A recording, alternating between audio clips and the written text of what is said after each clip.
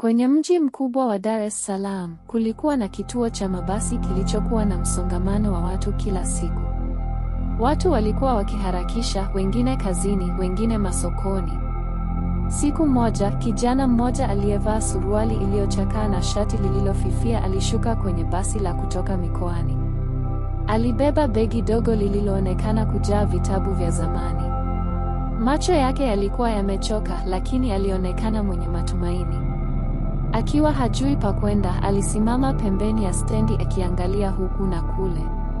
Wapita njia walianza kumsengenya, angalia yule kijana kapotea mjini. Hivi watu wa vijijini wakija huku wanadhani watafanya nini? Atarudi tu alikotoka. Wengine walimpuuza kabisa kana kwamba hakuwepo. Lakini mwanamke mmoja muuza maandazi aliyekuwa na kibanda pembeni mwa kituo alimkaribia na kumwambia, "Kaka, karibu. Umeonekana mgeni. Unataka maji au chakula kidogo?" "Usiwe na wasiwasi, kila mtu huanza mahali." Kijana akashukuru sana na kusema, "Asante dada, wengi wamenitazama kwa dharau, lakini wewe umenionyesha utu."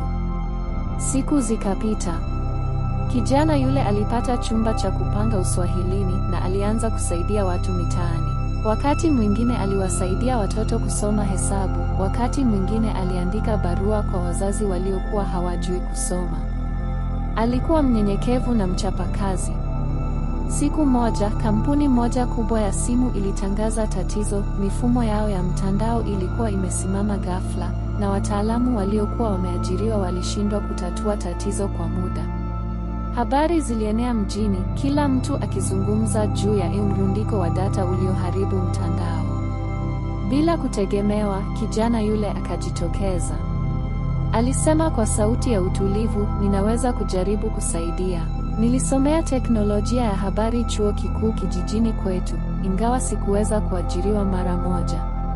Wengine wakacheka kwa dharau, "Huyu tena mtoto wa mikoani, eti anajua it kuliko wahandisi wa mjini." Lakini yule mama muuza maandazi akasema kwa udhabiti, "Wapeni nafasi. Msijali mavazi yake au sura yake, msione dharau. Maarifa hayaonekani kwa macho." Kijana akaingia kwenye ofisi ya kampuni. Baada ya saa chache za kazi ngumu, akatatua tatizo lote na mtandao ukarudi. Wafanyakazi wote walishangaa na kushangilia. Mkurugenzi wa kampuni akamtazama na kusema mbele ya waandishi wa habari, "Tumemdhihaki mtu huyu kwa sura na mavazi yake, lakini ametufundisha kuwa thamani ya mtu haipimwi kwa nguo zake, bali kwa ujuzi wake na moyo wake." Kuanzia siku hiyo, kijana alipata heshima kubwa mjini, akapewa kazi na maisha yake yakabadilika. Na wale waliomdharau walijifunza kuwa usimdharau mtu usiyemjua. Ndani ya mtu rahisi anaweza kukaa suluhisho kubwa kuliko unavyofikiri.